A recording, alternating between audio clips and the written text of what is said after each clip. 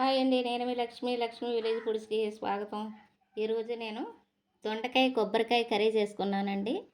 Function టైల్లో ఉంటుంది అనమాట. అంత బాగుంటుంది, చాలా అంటే చాలా బాగుంటుంది గ్రేవీ తోటి. మీకు కూడా నచ్చుతుంది. ఎలా చేసుకున్నానో ఏంటో మీకు నేను క్లారిటీగా తీసి చూపించేసాను, వీడియోలో పెడుతున్నాను. రండి వెళ్ళిపోదాం వీడియోలోకి. ఏమేం కావాలో, నేను ఎలా చేసుకున్నానో, ఎంత రుచిగా ఎంత గ్రేవీ తోటి చాలా అంటే చాలా బాగుంటుంది అనమాట. ఎలా వచ్చిందో నేను మీకు చూపించేస్తాను. వీడియోలోకి వెళ్ళిపోదాం, నేర్చుకుందామా? వెళ్దాం రండి.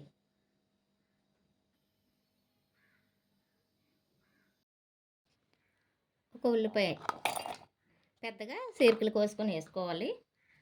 ఇది కొబ్బరికాయలో ఒక చెక్క అనమాట. ఇలాగా చెక్కులు ఉన్నాయి కదా, లోపల ఇది ఉంటుంది కదా నలుపు, ఆ నలుపు చెక్కి తీసేస్తే ఇలా తెల్లగా వస్తుంది. అలాగే ఒక 10 పచ్చిమిర్చి, 10 ఉండవు, 7, 8 ఉంటాయి. అలాగే కొన్ని అల్లం ముక్కలు,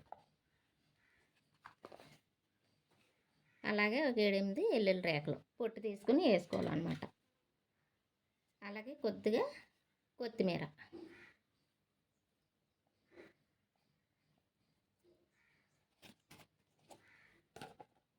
దీన్ని ఇప్పుడు మనం కచ్చా పచ్చాక బరగ్గా మిక్సీ పెట్టుకుందాం.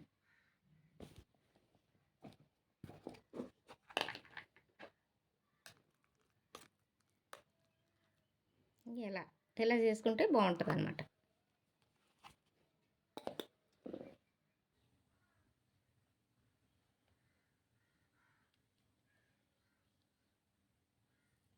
కొద్దిగా ఆవాలు, కొద్దిగా జీలకర్ర, అలాగే 2 రెమ్మలు కరివేపాకు, అలాగే పేస్ట్ వేడుకొని ఎత్తుకున్నాం కదా కచ్చా పచ్చాగా, అది కొబ్బరి, పచ్చిమిర్చి, వెల్లుల్లిపాయ, అల్లం, కొత్తిమీర. ఇది ఇప్పుడు పచ్చివాసన పోయేంత వరకు దీన్ని ఫ్రై చేసుకుందాం.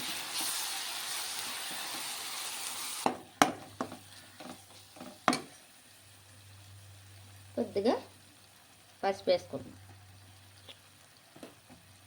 అలాగే సాల్ట్.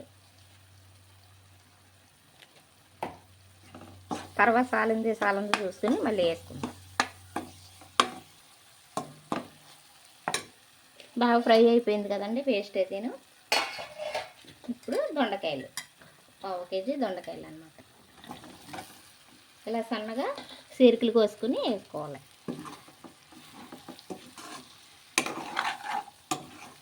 దొండకాయలు కూడా బాగా ఫ్రై అయ్యే వరకు మగ్గించుకుందాం.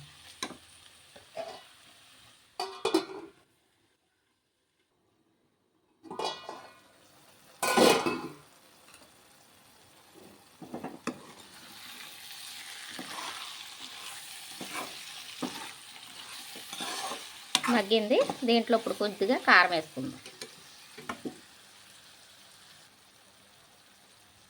సరిపోతుందండి. అల్లం పచ్చిమిర్చి వేసుకున్నాం కదా, కారం ఇదైతే సరిపోతుంది.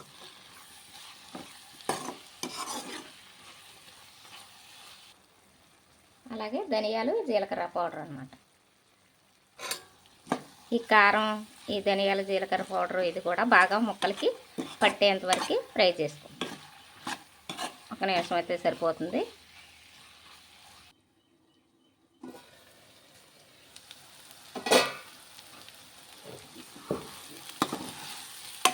ఉప్పు కారాలు కూడా బాగా పట్టేసినాయి దీనికి. అందుకని ఇప్పుడు కొద్దిగా వాటర్ వేసుకుందాం.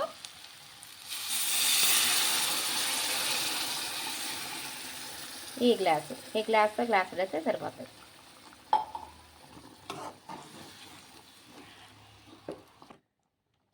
అంతే అండి. కొంచెం సేపు మూత పెట్టుకుందాం.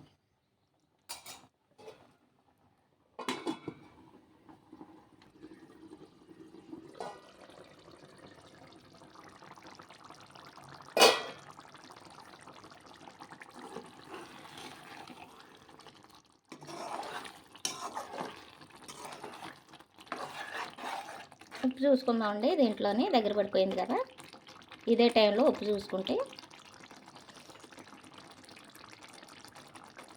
కొద్దిగా పడద్దండి. ఇది పడుతుంది, సరిపోతుంది. అలాగే కొద్దిగా గరం మసాలా కొద్దిగా వేసుకోవాలి. గరం మసాలా ఎక్కువ వేసుకోకూడదు, ఘాటు ఉంటుంది కదా, ఏదో వేసామా లేదా అన్నట్టు, అంతే.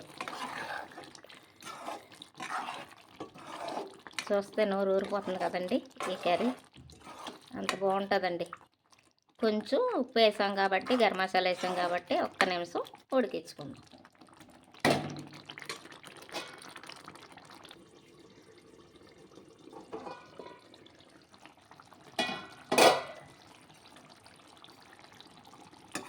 అంతే అండి, అయిపోయింది.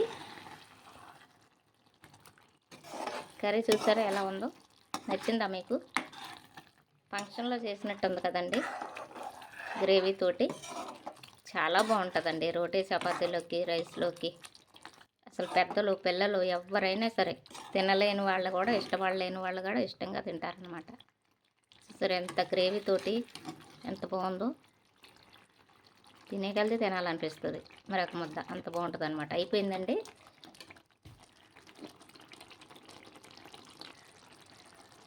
అంతే అండి, కొత్తిమీరతో ఇలాగా గార్నిష్ చేసుకుంటే చాలా బాగుంటుంది అనమాట. అయిపోయింది. నచ్చింది అనుకుంటున్నాను.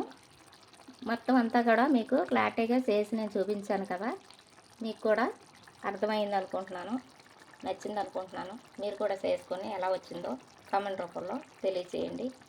నచ్చితే లైక్ చేయండి, షేర్ చేయండి, సబ్స్క్రైబ్ చేసుకోండి.